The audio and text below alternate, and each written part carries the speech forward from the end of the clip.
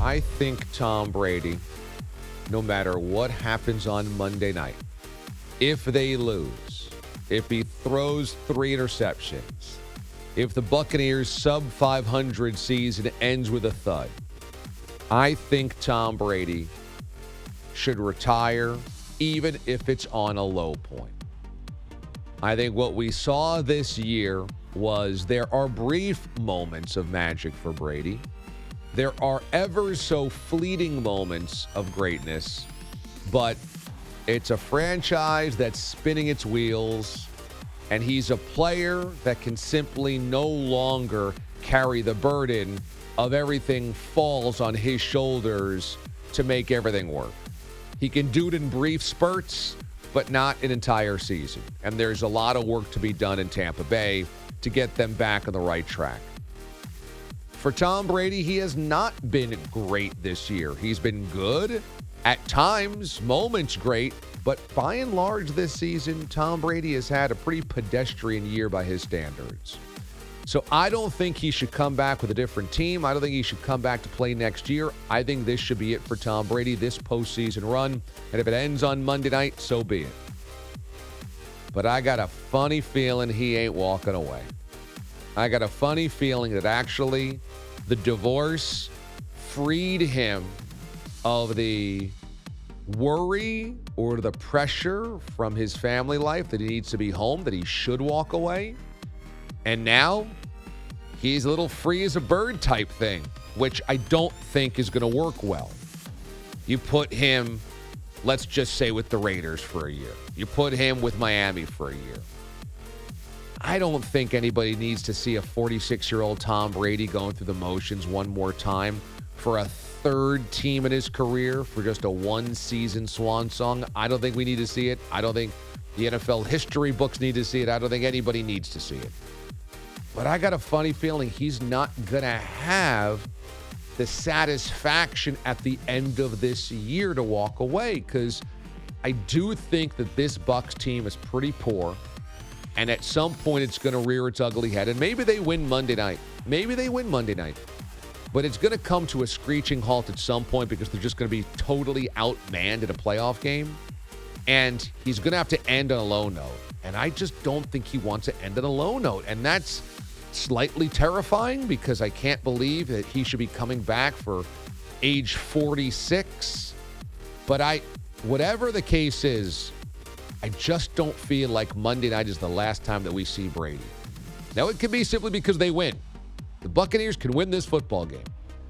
But I just don't think that Monday night is the last we see of Tom Brady. I could be wrong, but it's not what my instincts tell me. Here's your phone number, 855-212-4CBS, or on Twitter, DA on CBS. Would you believe that the Buccaneers actually have the third best odds to get to the Super Bowl out of the NFC? Eagles 1, Niners 2, no surprises there. Bucks 3, Cowboys 4. By just mere decimal points, the Bucks have better odds to make a Super Bowl than Dallas, but I mean, I mentioned this potential outcome the other day, and Mraz nearly had a conniption fit, that if this Brady team, 8-9 Brady team, got through a broken NFC because they're able to beat a imploding Dallas team with a wild card round, and then maybe go on the road and let's just say they take on an Eagles team with a banged-up Jalen Hurts, and then they get a Niners team with seventh-round rookie Brock Purdy who throws for 180 yards and 2 interceptions, and the Buccaneers win a slugfest 17-16. No. And Brady finds himself, it's not the craziest possibility. It's not the most insane suggestion that those three things could happen. On an individual game-by-game basis, you're right. That's a heck of a parlay to hit if that happens. Every team in the NFC's got a shot, but come on, they suck. They're 8-9. They just suck. So let's start here in the NFC.